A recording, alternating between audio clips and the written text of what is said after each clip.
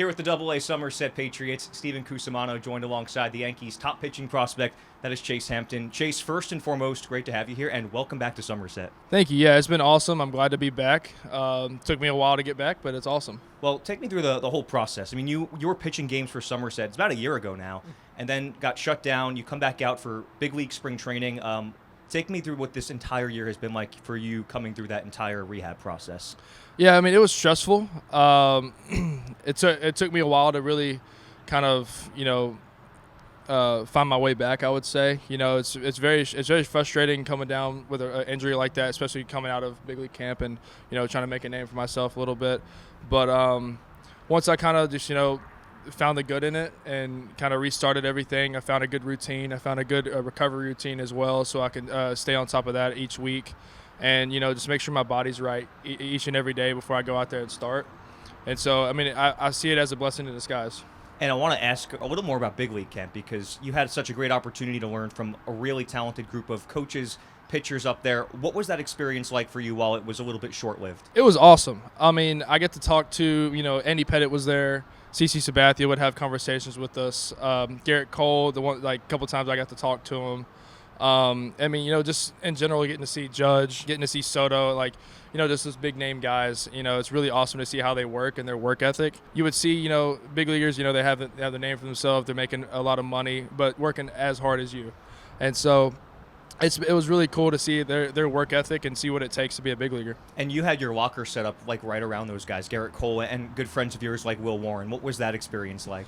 It was kind of like we were kind of starstruck, me and Will. Because we walk in there and you get to see Cole, Stroman, Nestor, Rodon, in Hamilton, and Clark Schmidt, and it was just like turn your chair around and they're all right there. Mm-hmm. And the first couple of days we were there. I'll just turn around the chair and just listen and see what they had to say. And then, once, they kind of noticed me around and I was just sitting there to kind of ask for my opinion a little bit. So I got to talk. But it was just awesome just to listen and get to see and pick their brains. What's something specific you learned from any one of those guys that at any given point in time in spring training? Well, I wouldn't say it was necessarily spring training, but Garrett Cole, we had a good conversation in the training room during rehab.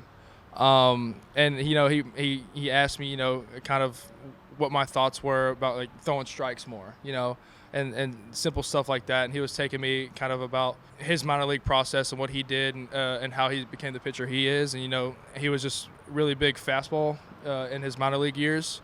And, listening to that and taking that advice, it was like, I have a really good fastball and I might as well use it to my advantage.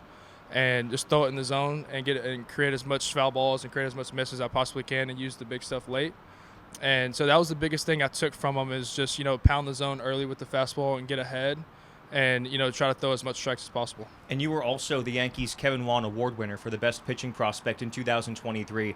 What kind of an honor was that for you? And just to also accept the award with one of your best friends, Ben Rice.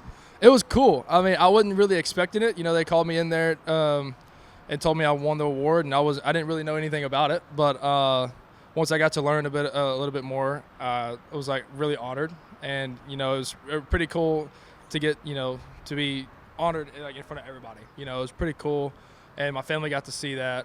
They got to come in and witness that with me, and it was just being alongside Ben and seeing how his year went. It was just it was awesome. I want to peel it back to a young Chase Hampton growing up playing baseball in East Texas. You're from a very small town called Kilgore. What was it like growing up there, and when did you kind of pursue baseball very seriously?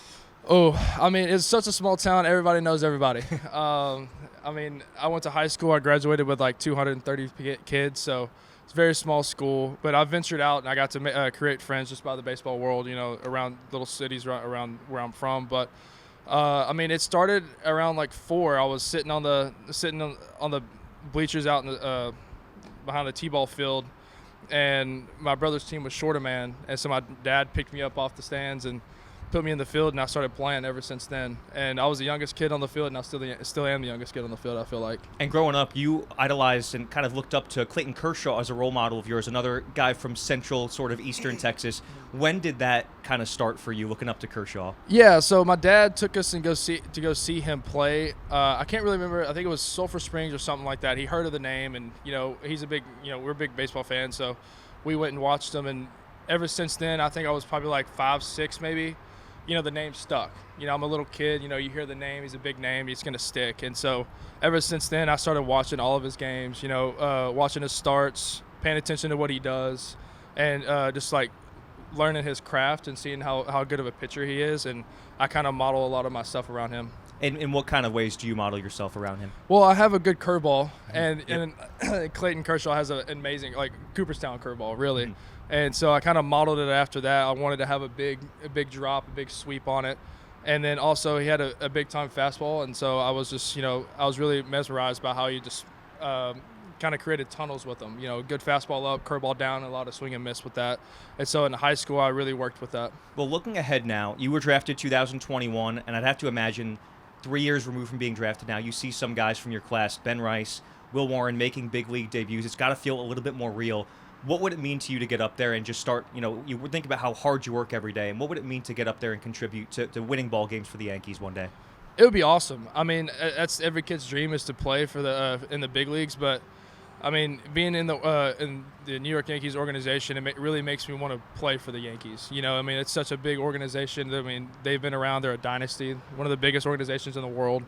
And so how I see it is that, like, if you play for the Yankees, you can play anywhere. And so that's really what I want to do. I want to play for the Yankees as long as possible and, make a name for myself with them. If you can make it here, you can make it anywhere. That is correct. That is correct. Chase, awesome stuff. Thanks so much. Thank you.